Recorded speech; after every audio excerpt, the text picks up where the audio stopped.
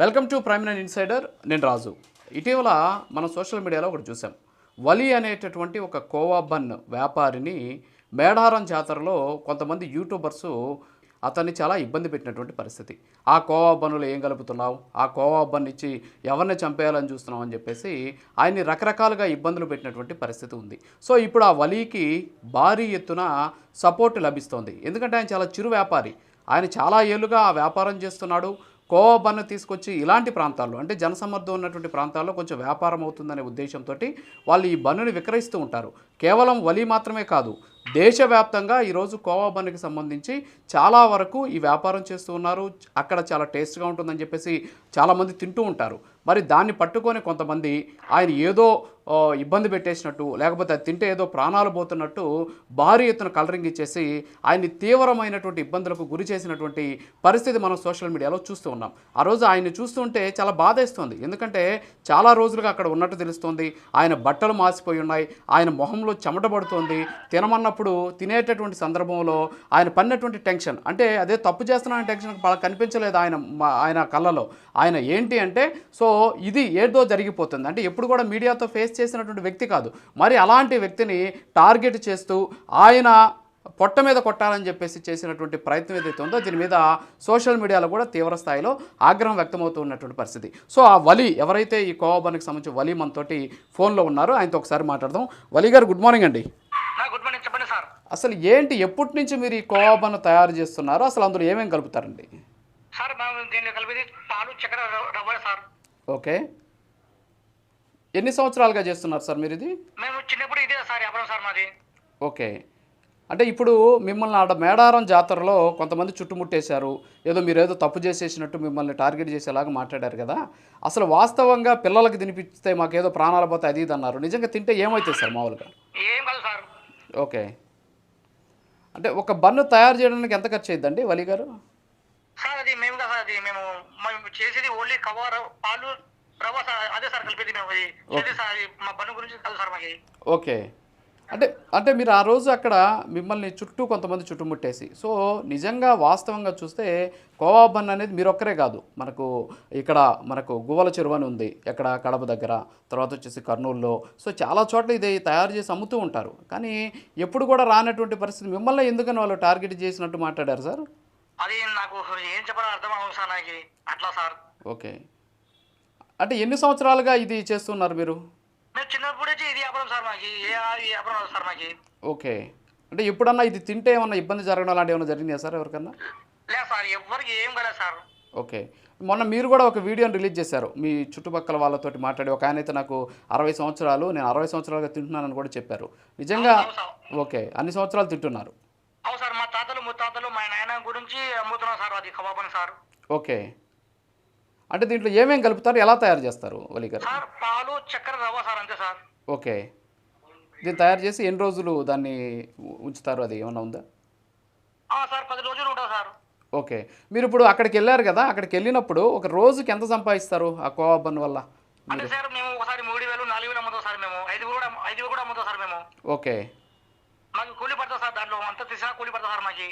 Okay, ఖర్చు ఎంత ఉండొచ్చు వలి గారు? అదే మాకు తెలుసు సార్, అది ఓనర్కి తెలుసు సార్ అది. ఓకే, అంటే మీరు కేవలం పీస్ రేట్ లెక్క తీసుకొని అమ్ముతారు, మీకు కమిషన్ ఇస్తారు అంతేనా? అంతే సార్, మేము కూలీ సార్, కూలీ వాళ్ళు సార్ మేము. ఓకే, సో మేము చాలా ఏళ్ళుగా మీ కుటుంబం ఇదే చేస్తుంది. ఇది సార్. ఏ ఊరు సార్ మీది? కర్నూలు దగ్గర వెలుగోడు సార్ మాది, చిన్న గ్రామం సార్ మాది, వెలుగోడు సార్ మాది. ఓకే, అలా అక్కడ చాలా మంది చేస్తున్నారా, మీరు ఒక్కరేనా సార్ ఇది? సార్ చాలా మంది చేస్తారు సార్, దాదాపు 20 మంది ఇల్లు ఉంది సార్ మావి, అందరు చేస్తారు సార్, అదే వ్యాపారం సార్. ఓకే, సో మీరైతే ఎలాంటి తప్పు చేయలేదు, కేవలం మీరు వ్యాపారం చేసుకున్నారు పట్టకూటి కోసం. అదే సార్, అది బీది వాళ్ళు సార్ మేము. ఓకే, ఇప్పుడు ఇలా చేయడం వల్ల మీ మీద ఏమన్నా ఇంపాక్ట్ అలాంటివి ఏమన్నా పడ్డం, అంటే మీ మీద వ్యతిరేకంగా అలాంటివి ఏమైనా ఉన్నాయా, లేకపోతే ఎక్కువ మంది మీకు అండగా నిలుస్తున్నారా, సపోర్ట్ చేస్తున్నారా? సార్ మొత్తము నాకు మీరేం భయపడకండి, మేము ఉన్నామని ప్రజలు అంటున్నారు సార్. నాకు ఫోన్లు ముందు ఫోన్ చేస్తారు సార్. అవునా? ఓకే, అదే సార్ నాకు కావాల్సింది సార్. ఓకే, ప్రజల కోసము. ఓకే, వలి గారు, మీరు కూడా మీరు మీ వ్యాపారాన్ని మీరు చేసుకోండి. మనం ఏంటి అంటే సమాజంలో ఇలాంటి చిన్న చిన్న డిస్టర్బెన్సెస్ ఉంటాయి. సో కాబట్టి వాటన్నిటి కూడా మీరు మైండ్లో పెట్టుకోవద్దు. మీరు కూలీకి పని చేసుకుంటున్నారు, పొట్టకూటి కోసం పని చేసుకుంటున్నారు. సో వీటన్నిటికీ కూడా పక్కన పెట్టేసి మీరు నిజాయితీగా వ్యాపారం చేయండి. ఓకేనా? Okay sir. సార్ మంచిది సార్. థ్యాంక్ యూ వలి గారు. మంచిది సార్. సో వలీతో ఇప్పుడు మాట్లాడాం. ఆయన ఏమంటున్నాడంటే చాలా కాలంగా తమ తాతలు ముత్తాతలు కూడా ఇదే వ్యాపారాన్ని చేస్తున్నారు అని చెప్పేసి ఆయన చెప్తూ ఉన్నటువంటి పరిస్థితి. సో ఆ మేడారం జాతరలో మనం చూసాం కొంతమంది ఆయన ఏ విధంగా ఇబ్బంది పెట్టారు. ఆయన అది చెమటలు పడుతుంటే ఎందుకు భయపడుతున్నావు అంటాడు. సో పిల్లలకి తినిపించావా, నీ కొడుక్కి నీ బిడ్డలకి తినిపిస్తావా నువ్వు అని చెప్పేసి కూడా చెప్పినటువంటి పరిస్థితి. కొంతమంది టీడీపీకి సంబంధించి నాకు తెలిసి పరిటాల శ్రీరామ్ అనుకుంటాను, ఆయన కూడా ట్వీట్ చేశాడు. ఒక పొట్టకూటి కోసం ఆయన ఏదో చిన్న వ్యాపారం చేసుకుంటుంటే అతను ఈ విధంగా టార్గెట్ చేయడమా అని చెప్పేసి. సో చాలామంది కూడా సరైనటువంటి అవగాహన లేకుండా మీడియా పేరుతోటి నిజంగా మీకు అక్కడ ఆయన మీద ఏదైనా డౌట్ ఉంది, లేకపోతే నిజంగా ఆయన ఏదైనా ఒక అలాంటి పదార్థాలు అమ్ముతున్నాడు అని మీకు అనిపిస్తే మీరు పోయి ఆయన ఇంటరాగేట్ చేయాల్సిన అవసరం లేదు. సంబంధిత అధికారులకు ఫిర్యాదు చేస్తే వాళ్ళు వస్తారు, వాళ్ళు తేలుస్తారు. అవన్నీ వదిలేసి మిడిమిడి జ్ఞానంతో మైకులు చేత్తో పట్టుకొని వెళ్ళిపోయి మీ ఇష్టం వచ్చినట్టు క్వశ్చన్లు వేసేసి ఆయన ఇబ్బంది పెట్టేసి ఈరోజు అతన్ని సోషల్ మీడియాలో ట్రోల్ చేసేసినటువంటి పరిస్థితి. సో చాలామంది చాలా రకాలైనటువంటి అవినీతి అక్రమాలకు పాల్పడుతున్నారు.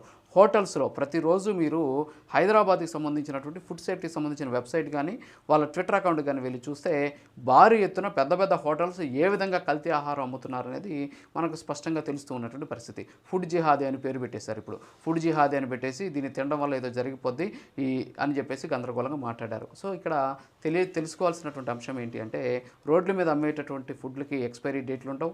రోడ్డు మీద పెట్టి అమ్మేటటువంటి ఫుడ్ని తినడం అనేది మనకున్నటువంటి నమ్మకం మీద ఆధారపడి ఉంటుంది. అందులో ఉన్నటువంటి ఆ పదార్థాన్ని చూసి మనం డిసైడ్ అవ్వాల్సి ఉంటుంది. అంతేగాని ఇష్టానుసారంగా ఈ విధంగా అతన్ని ట్రోల్ చేయడం అనేది నిజంగా బాధాకరమైనటువంటి విషయం. నిజంగా మీకు ఏదైనా అనుమానం ఉంది, ఆయన ఆహారంలో కల్తీ జరిగింది, లేకపోతే ఆయన ఇంకేదన్నా ఇంటెన్షన్తో అది చేస్తున్నాడు అనేటటువంటి వాదన మీకు వ్యక్తమైనప్పుడు ఖచ్చితంగా మీరు వెళ్ళి ఫిర్యాదు చేయొచ్చు. ఫిర్యాదు మేరకు అతని మీద చర్యలు కూడా ఉండేటువంటి పరిస్థితి ఉంది. ఇప్పుడు ఆయనతో నేను ఫోన్లో మాట్లాడినట్టు సందర్భంలో చాలా ఏళ్ళుగా మేము ఇక్కడే చేస్తున్నాం, మా కుటుంబం అంతా ఇక్కడే ఉంది, మేము ఇక్కడే దీన్ని తయారు చేసి అమ్ముకునే బ్రతుకు మాది అని చెప్పేసి. సో ఎలాంటి వాళ్ళు కూడా ఉన్నారు కొంతమంది, ఇలాంటి రకాలైన వాళ్ళని కూడా మనం చూసాం. గతంలో మన ఢిల్లీకి సంబంధించినటువంటి పేలులకు సంబంధించినటువంటి కుట్రలో భాగమైనటువంటి వ్యక్తి కూడా ఆహార పదార్థాల్లో ఏదో ఒక దాన్ని కలిపి ఇచ్చేసేయాలని చెప్పేసి ప్రయత్నం చేశాడని చెప్పేసి కూడా ఆ కుట్రను కూడా భగ్నం చేసినటువంటి పరిస్థితి. సో అది అలా ఉంది కాబట్టి జనసమ్మర్దం ఉన్న ప్రాంతాల్లో వీళ్ళు తీసుకొచ్చి అమ్మేటువంటి పదార్థాలు వీళ్ళు కూడా అలాంటి వాళ్ళేనేమో, వీళ్ళకు కూడా వెనక్కి కూడా ఏదైనా ఉగ్రవాద శక్తులు ఉన్నాయేమో అనేటటువంటి ఒక ఆలోచనతో చేయడం అనేది చాలా తప్పైనటువంటి విషయం. నిజమైనటువంటి వాళ్ళ మీద ఖచ్చితంగా టార్గెట్ చేయాలి. అలాంటి సంఘ విద్రోహ శక్తులని ఖచ్చితంగా ఉపేక్షించేటటువంటి పరిస్థితి ఉండకూడదు. కానీ ఇలాంటి చిరు వ్యాపారులకు సంబంధించిన విషయంలో కాస్త ఆచితూచి వ్యవహరించాల్సినటువంటి అవసరం ఉంది. సో అతను చిరు వ్యాపారి, అతను ఏ ఊరో చెప్పాడు, ఎన్ని సంవత్సరాలుగా ఆ ఊర్లో ఉంటున్నారో చెప్పారు, ఎన్ని సంవత్సరాలుగా వ్యాపారం చేస్తున్నారో కూడా చెప్పినటువంటి వ్యక్తి మీద ఈ విధంగా చేయడం అనేది నిజంగా బాధాకరమైనటువంటి విషయం. సో ఓవరాల్గా ఇది ఈ బన్ను కథ తెలియజేసుకుంటూ ఇది వాళ్ళ ఇన్సైడ్ మరో సమయంలో కలుద్దాం. నమస్కారం.